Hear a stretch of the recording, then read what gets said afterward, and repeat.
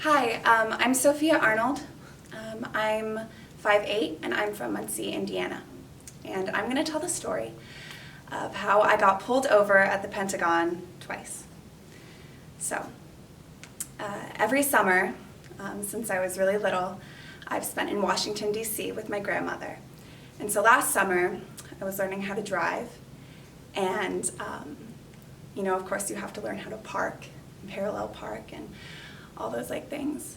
And one of the best places to do that is just in a huge parking lot. So my grandmother's idea was to go to the Pentagon. And I was like, okay. So we hop on the highway and we're headed over, and we get there, and I hop in the driver's seat and everything's fine. And I practice parking and parallel parking, and it's all going smoothly, except for my really bad driving. And so yeah, it's all going fine. I'm, going around different areas, and then I get to this weird spot, and it's closed off, and I can't get through a gate, but I also don't know how to back out. And my grandma's on the phone, and so she's not helping me at all.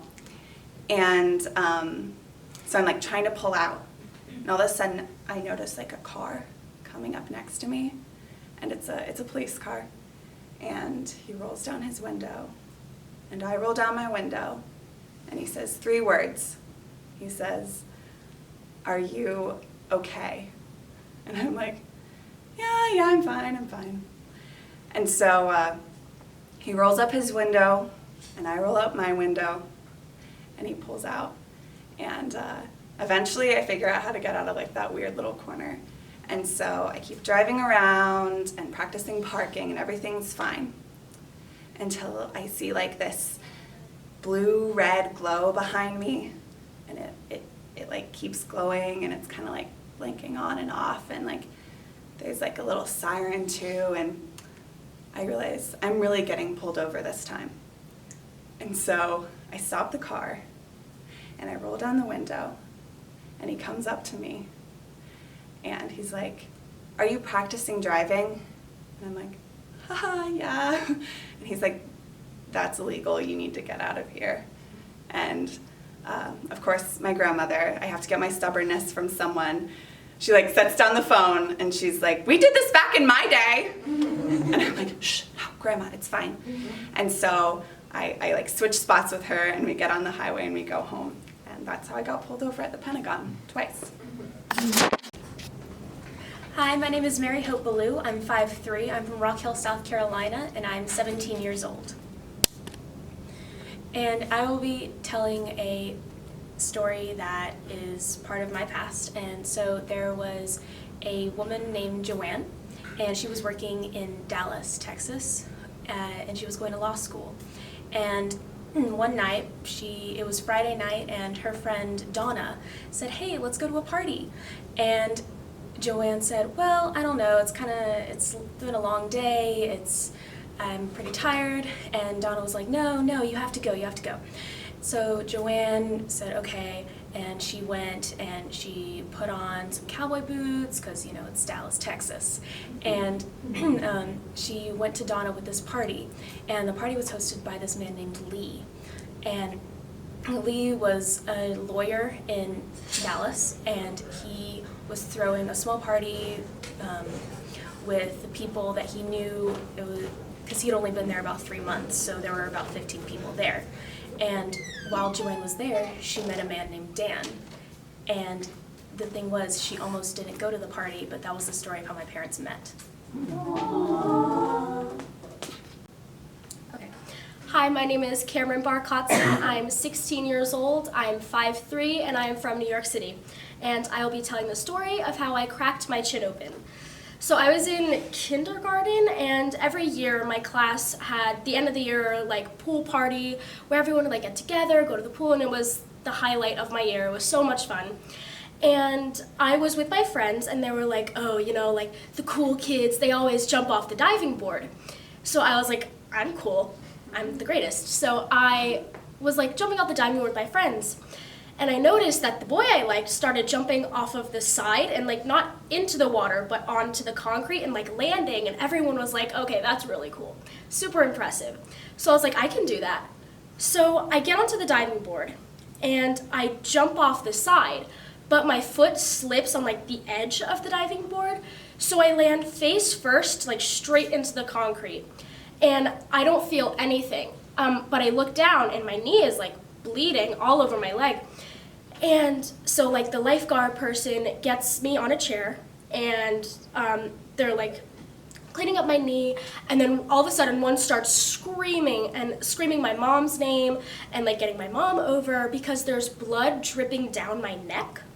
And they thought that I don't know, I mean, blood dripping down my neck is never a good thing. So they like lift my chin open and they apparently see my bone.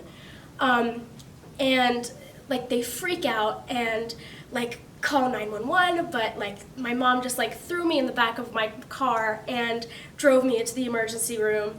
And I was sitting there like freaked out because no one was telling me what was happening.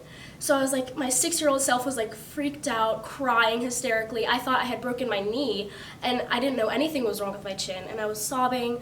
But then the doctor came in, he like got me all fixed up, and then I was better. And now I have a scar under my chin, and that is the story of how I cracked my chin open. Cool. Okay. I'm Emily Fetter. I'm 5'7", and I'm 16 years old, and I'm from Cary, North Carolina. So this is a very scarring story for me. Me and my friend, there's a restaurant near where I live called La Farm, and that's where like everyone loves to go, and it's one of the best restaurants in the area. And it's a really big French place, so like baguettes and cappuccinos and that type of stuff. So me and my friend Karina we just got our food and we were sitting down, and it's a table of 2. And so right to the left of me, there was another table with a family sitting there. And so it was a dad and he had 2 kids with him, and it was an infant in like a little car stroller, and then probably a 4-year-old little girl, and then his mom was with them eating dinner.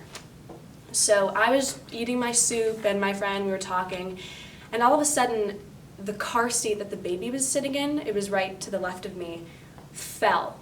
And the baby flipped out of the car seat and landed on his head, like on the ground right next to me. And I like scream and I start freaking out, and the baby isn't crying, and that's like the worst part, because usually if a baby gets hurt, like a good sign that it's okay is that it starts crying, like that it can feel like what's happening. And so the dad like stands up and he walks over to the baby, grabs it by the shirt, and just like, "Oh, Johnny, like you're fine. Like you took a little fall. It's fine. Like don't worry about it." And me and my friend are like staring at each other, and we're like, we don't know what to do. And the entire time we're just like looking around the restaurant because no one else is reacting to this, and we're like, does anybody else like know what to do or what's going on?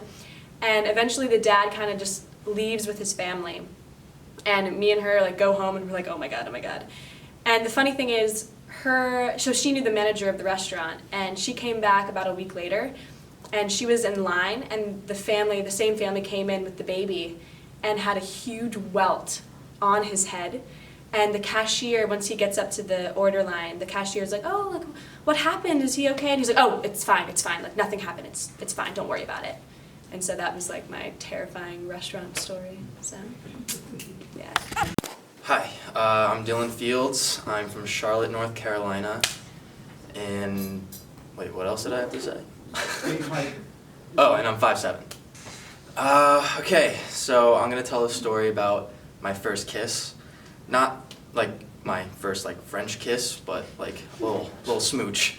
So I was in 5th grade, and I had my first girlfriend, and I took her rollerblading. And we were rollerblading, we were having a good time, and then about 2 hours later my dad came to pick me up, and when I was leaving, I met up with him, and he says, "Oh, did you get a kiss?" And I was like, "What? No, like what are you talking about?" And then he was like, "Well, you gotta go do it, it's your first date, you gotta get your first kiss." I was like, "Oh, okay." Long story short, this girl is like a lot taller than me. I'm not the tallest guy in the world. And yeah, I wasn't that tall either when I was a little kid. And so I had no idea how I was gonna do this, and neither did she. And so I went up to her and I said, hey, I'm gonna kiss you, little 10-year-old me. And I grab a chair, and I stood on the chair, and I kissed her. And that's my story. Okay, I'm Gigi Gallo. I'm from Las Vegas. I'm 17. I'm 5'5". That's it, right? Oh, I'm from Las Vegas. Okay. So, I'm going to tell a story about how I saw my first firefly. And it was about a couple days ago. I was in Chapel Hill, because I live in Vegas, you know, so there's no bugs. Everything just turns to flames. So, I went to Chapel Hill, super humid, super wet, really couldn't breathe the first night I was there, because I'm like, what is this weather? So, I'm walking around this little street, and there's this bug. It looks so ugly. It's just like, it kind of looks like a bee a little bit, like from the dark. I'm like, this is not a bee. And then all of a sudden, there's like this little light that glows on it. I'm like, no way, that actually happened? I like, because only in the movies did I think there were fireflies. I didn't actually think they glowed for whatever reason. So I saw this little light, and I was like, oh my gosh, oh my gosh. So I put my hand out, and it was on my hand, and it was glowing on my hand. It was so cool. So I was like, Mom, give me my phone, I have to take a picture. So I took a picture, but my flash was on. So it just looked like some like little fly, and I was like, wow, this really sucks. Because I really wanted to show everyone in Vegas that I saw my firefly, you know? I was like, oh my gosh, guys, look, it's a living like little bug. But I didn't get to do that, and now I really want to do that. And yeah, that's my first time I saw a firefly. Okay. Hi, my name is Anna Gibson. I am 5'3". I am from Texas, and I am 16 years old. So this is a story about a time my friends and I made a fire. We had gone to this park in my friend Michael's neighborhood, and we were just like chilling, listening to music, and then we're all like really cold. It was like a cold night, and so we were all like, I'm cold. And so we went into this like gazebo that they had in their neighborhood, and we're all like sitting around like kind of cuddling because we're cold. And then Michael's like, wait, I have an idea. So he walks over to his house, and then all of a sudden some of our friends are like picking up sticks off the ground, and I'm like, what is happening? And then Michael comes back with a water bottle filled with vodka, right? And he has a box of matches, and he, like, people start putting like the sticks together, and then he like pours the vodka on top of all the sticks, and then he tries to like start lighting it. And like me and my friend Hannah, we're like, what are you doing? Like, what is this? We're in the middle of like a neighborhood. This is like a concrete gazebo.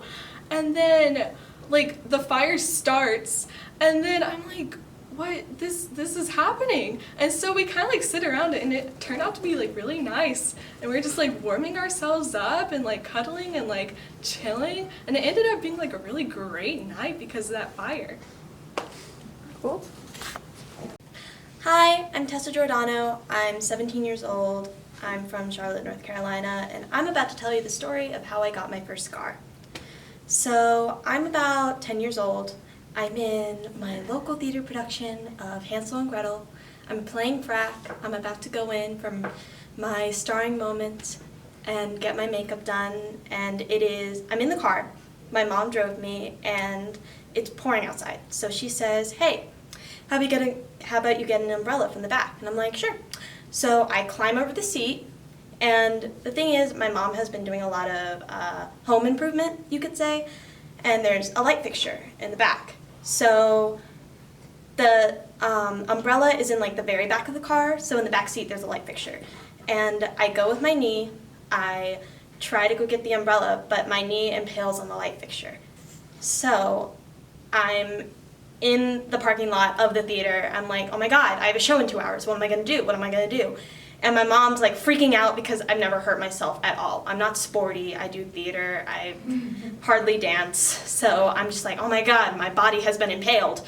So I grab some McDonald's napkins, I'm like holding it together. My mom's like, I'm gonna go find a doctor. And she runs to find a doctor, and they're like, yeah, I think you need to go to urgent care. I was like, I have a show. But I go to urgent care, and they stitch me up, and apparently I sang all the way through to like distract myself because I really hate needles. And I go back to the show, they like basically throw makeup on me, tease my hair up all crazy because I was playing a troll. And I am thrown on stage, but this time I have a cane. So that's how I got my first scar. Okay, my name is Aramis Haggerty. I'm 17. I live in Istanbul, Turkey. And I will be telling the story about how my 11th birthday was ruined due to the Egyptian Revolution. So we were there in Cairo, Egypt. My birthday is January 27th. The revolution officially began January 25th. So we're there. I run down, I'm like, oh my god, Mom, it's my birthday. Like, I invited all my friends. Like, they're gonna come over. Do you have a cake ready? Blah, blah, blah, all this stuff. And my mom is like, Arrow, like, there's a revolution. And you could like smell like the tear gas outside. It was all over the news. Like, this was serious. And like on our road, there were like a bunch of guys with like bats and stuff because they were like, I don't know, barricading us or whatever, like to be safe or whatever. And so none of my friends came over. I had like this really crap cake that my mom made. Not that she makes crap cakes, just like it was crap. And I got like nothing for my 11th birthday, so I was pretty bummed. But then 2 days later or something, we get evacuated, and I go to Dubai with like a bunch of my friends because they were also working like with my dad's company. So I got a flight to Dubai with my friends, and while we're in Dubai, we go to all these water parks. So in the end, I guess it was a pretty good birthday. Hi, my name is Celia. I'm 5'5". I'm from Gainesville, Florida, and I'm 16 years old. And I'm going to tell you the experience of my first poltergeist I went through. So basically, I was 13 years old. My friend, she was telling me about how when she was like asleep in her little apartment, she always felt like something like touching her neck and like things would like fall down her room. So we were like, hey, let's see what's going on. Let's have a sleepover one night and see what's going on. So we went there. It was me, her, 2 other people. One of them like said that she like knew like how to like talk to ghosts. I don't know, it was weird. I had some weird friends in middle school. And so we get there and we go to her room, and the second like we go in there, like it just feels heavy. Like the entire air feels heavy. So I was like, okay, I'm uncomfortable. I run out. My friend runs out and she's like, oh my god, I felt something cover my mouth when I walked in there. And then my other friend said that he felt like he was levitating.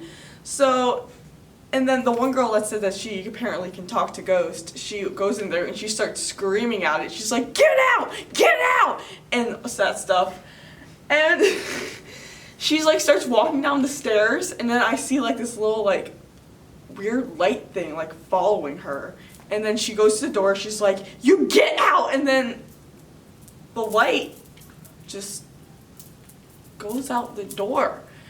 And then she slams the door shut, and I was like, what the fuck is going on? And that's when I knew to stop hanging out with those people, because, nah. That's it. I'm Shaylin Jeremiah. I'm from Maryville, Tennessee. I'm 5'4", and I'm 17 years old.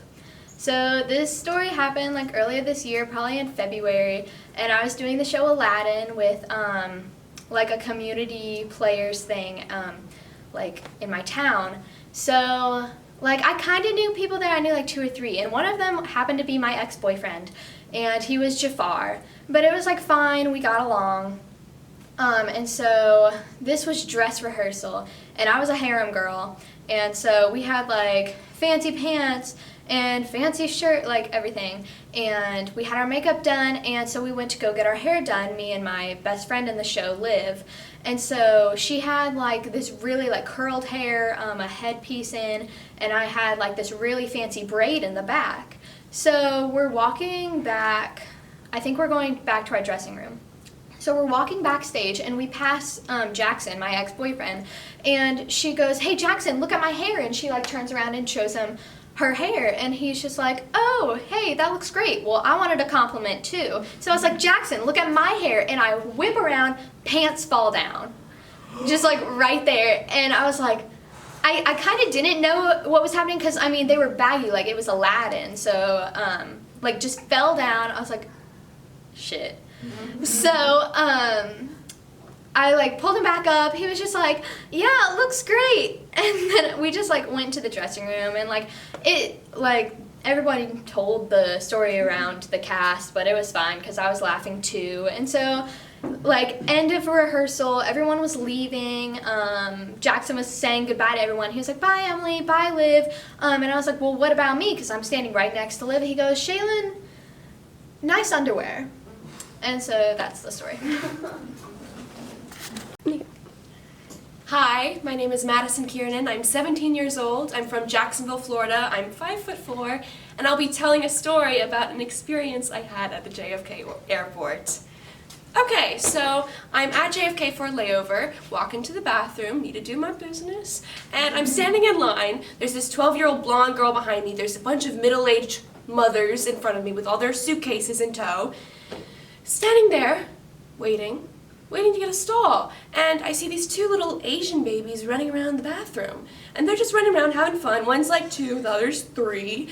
And what they start doing is they start banging on each stall, trying to get in. Well, they're all locked, but they bang on the first one, and they can't get in. They bang on the second one, they can't get in. They bang on the third one, the door swings open, this woman screams, she kicks the door shut, and the babies don't want to get in because they know the door's unlocked. So they start pushing on it, and they keep on pushing on it, and the woman's kicking back with her foot, and she's screaming, and she's like, someone please get their kids! My God, is anyone here? And I'm just standing there, and I'm like, okay.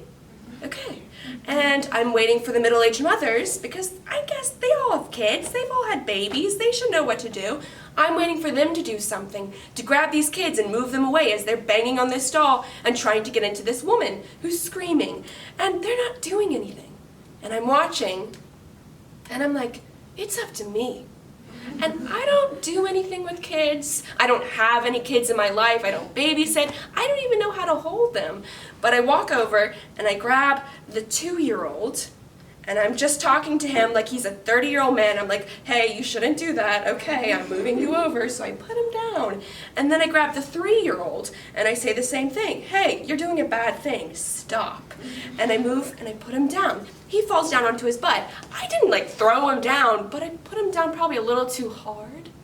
And he falls down onto his butt. The 2-year-old looks at me like I just did a horrible, horrible thing, and he points at me. He points at me. He's 2 years old. He doesn't speak any English. He's 8. And I'm just like, okay, so now I'm the bad person here. What's going to happen to me next? All these middle-aged women are looking down. They're not acknowledging what's happening. This 12-year-old girl that was behind me is just laughing at me. I'm like, okay, I don't know what to do in this situation, so I'm just going to leave. So I walk out, and I see the Asian woman run in to get her kids. She was standing outside, and she grabs them, and she speaks very broken English, and she's apologizing, and she runs out and she's holding the 12-year-old, and she has the 3-year-old. She's holding hands with the 3-year-old, and she runs away. And I'm like, okay. And I get back in line. 12-year-old's still laughing at me. The middle-aged mothers are not reacting at all. And then I go about my business. Hi, I'm Logan Wilkerson. I am 5'3.1". I'm from Clarksville, Tennessee, and this is the story about how I tried to kill my brother because I thought I was a witch. So for about a week and a half after Twitches had come out, I thought that I legitimately was in line with the solstice and I could create anything and destroy people as much as I wanted. And at this time I'm 8-ish, and my brother is, to this day still, a huge pain in my rear end. So I looked at him and I was like, okay, I'm gonna get back at you. I'm gonna use my little witch powers and I'm gonna get back at you. So I'm waiting for the perfect time to activate witch mode. And I see him get up on the top of my shed, and I'm sitting there and I'm like, okay, something's gonna happen. I'm gonna make something happen. And so nothing happened, but then I turned around, went on to what I was doing, gardening or something. And he falls through the shed roof, and I was like, whoa, I'm a witch. So I continued to try to do things just to purposefully hurt him, and I didn't ever get very far until 2 days later when he was jumping from his dresser to his bed with a metal bed frame with, how it sticks out and the end, there's a cap on it usually. Yeah, we didn't have a cap, we were weird. So after he's jumping, he slips and nicks his head from here to here and cuts it open and had to go get stitches. And I thought that I killed my brother because he was bleeding and like fainting and falling asleep in the car. So I'm looking at my dad, explaining to him, I killed my baby brother because he's evil and I thought I'm a witch, and please don't send me away or like lock me up in a room. And he looks at me and he goes, honey, are you okay? And I said, well, yeah, I'm okay. I'm just a witch. And he goes, honey, we need to go see a doctor. And I said, yeah, we need to take Aiden. He goes, no, honey, not for Bubby. And I said, okay. So he took me to a therapist, and my therapist just kind of looked at me and goes, you're interesting. And so for 3 years, I thought I was a witch after that, but it turns out I'm not a witch, and I'm in fact mortal. Hi, I'm Mari Moore. I'm 16 years old. I'm 5'4". I'm from Raleigh, North Carolina, and I'm represented by Kids Unlimited Talent. Okay, so I'm going to be telling the story about my kind of first driving experience, except it's not in a real car, it's in a golf cart. So when I was 12, my uncle came to visit, and I think he came to visit for like a couple weeks during the summer. And so him and my dad went golfing. And I was like, oh yeah, I want to come, this is fun, woo, golf. So I'm like, well, Dad, can I drive the golf cart? And he's like, yeah, sure. It's good practice, you know, you're going to be driving, you're trying to get your permit in a few years. He's just like, just let us get away from the clubhouse so we don't get in trouble or anything. And I'm like, yeah, okay, that makes sense. So we're driving around, we've been driving around for a while, and he hits a ball and we're trying to go look for it, but he can't find it. And we're looking, and he's like, you know what, this is pointless, I can't find it, so let's just go back. So I turn around and I'm going up this hill, and I mean, I am gunning it. I foot down on the pedal like it all the way. And so we come up on this hill, and it's one of those hills where you cannot see anything until you're at the very top. And we get to the top, and like 10 feet away, there's a sand trap. I mean, absolutely huge. And so my dad's like, oh my God, Mari, come on, stop, you gotta stop the cart. And so instead of reacting like a normal person and, you know, stepping on the brake, I just step out of the cart. Just step out. And so my dad,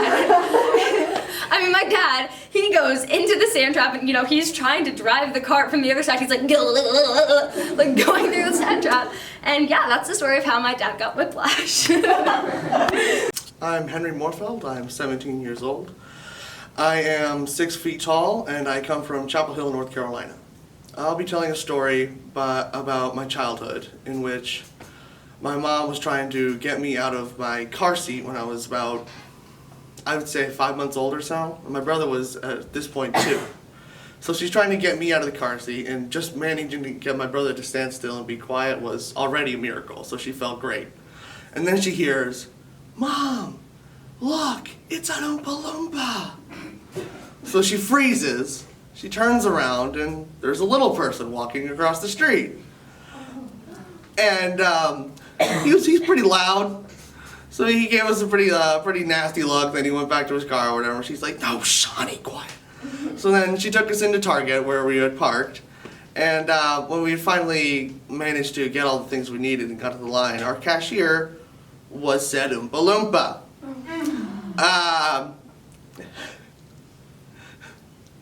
Business dictated that he help us, but I can tell he did not like doing so. It was not a fun experience for any there. He just gave my mom lots of shifty looks and was not too kind with his eyes to my brother, that's for sure. And I think right when she was buckling me in again, when we were leaving, this man came by in scrubs, going to his car, and my brother goes, oh look, it's a nurse, because my mom's a nurse. And I go, no, he's probably just a doctor. And my mom laughed. I laughed at that. She was amused with that one. And thank you.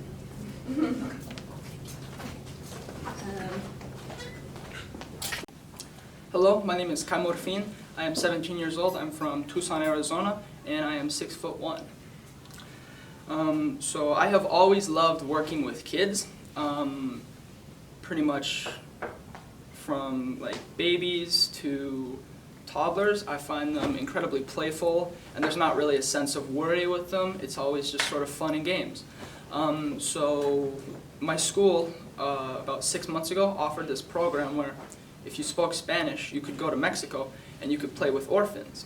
So me and my friend who spoke the language, we signed up and we went to Walmart and we bought like 30 different soccer balls and basketballs and baseballs.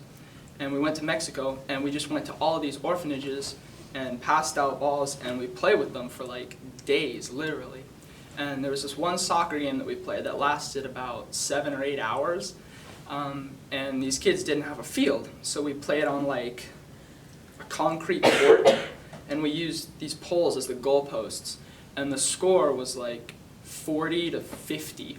And it was this ridiculously long soccer game, but I just remember because it was so much fun and these kids were having like the time of their lives.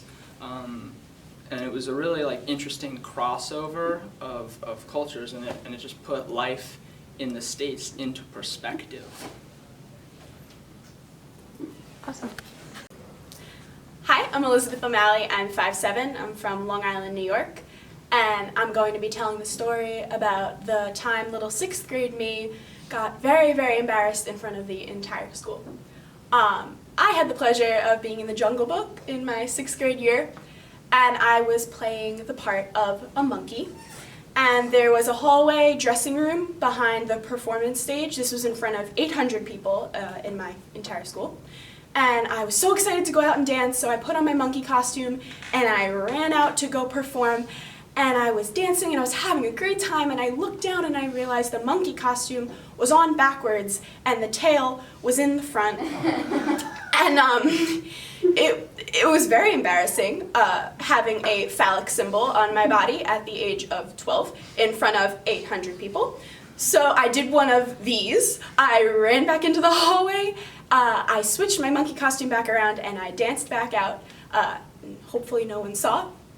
And then after the performance, my friend came up to me and she was like, "Did you see that person? That was so embarrassing." And I realized I had a mask on and no one knew it was me. So I got to talk to my friends about the really embarrassing kid who had the costume on backwards, and no one ever knew that it was me.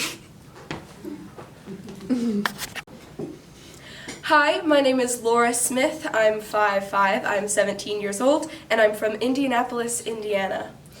So when I was little, I had this orange tabby cat named Thomas. He was actually named after Thomas the Tank Engine, and he was always trying to escape the house. Every time we opened a door, we had to be kind of careful if Thomas was around and make sure that we closed it all the way because, I don't know, he wanted to experience the wilderness and go outside, but obviously he wasn't allowed to because he was a house cat and he probably would have been eaten by our neighbor's dog. But one day, when I was really little, I wanted to ride tricycles with my best friend Myra, who lived next door, and I had the door wide open, and I was yelling at my dad, who was outside, because he needed to open the garage so that I could get my tricycle and ride it, and it was obviously the most urgent thing in the world that I didn't notice that Thomas was right behind me, and he ran outside very fast. And in my memory, he like bolted outside and got super far away from the house. But in reality, he probably just, calmly walked past me. And I remember people yelling. I remember my dad yelling and my mom yelling. And then because everyone was convinced that he was gonna run away and we were gonna lose our cat because we all loved him. But my mom got him back, and I just cried hysterically for 20 minutes instead of riding tricycles because I was so terrified that I had almost let Thomas escape. Hi, my name is Destry Tashjian. I'm 17 years old. I'm from Hickory, North Carolina, and I am represented by Clatter K Theater Works. And I'm going to be telling a story about how I tried on prom dresses. Okay. So, I go into Nordstrom, and, there are 1,000 dresses, and they're so beautiful. And I pick out, 7, because I'm me. And I try a bunch on. And, being a heavyset girl, there's not a lot of good finds. But I found this one that was, beautiful. So, I tried it on. I looked at myself, and I was like, "Shit, girl, you look good." And so, I'm like really feeling myself. I like turn around, like it's great. Then I like take in this deep breath and I hear like boop. And I was like, what? What's happening? And so I like turned around into the mirror and the zipper had popped open in the back. And I was like, oh, that's fine, let me just pull it down, like I'm fine. But it was stuck. So I had broken this dress and I was like, it's fine, like I'll pay for it, who cares? I looked at the price tag, it was $560.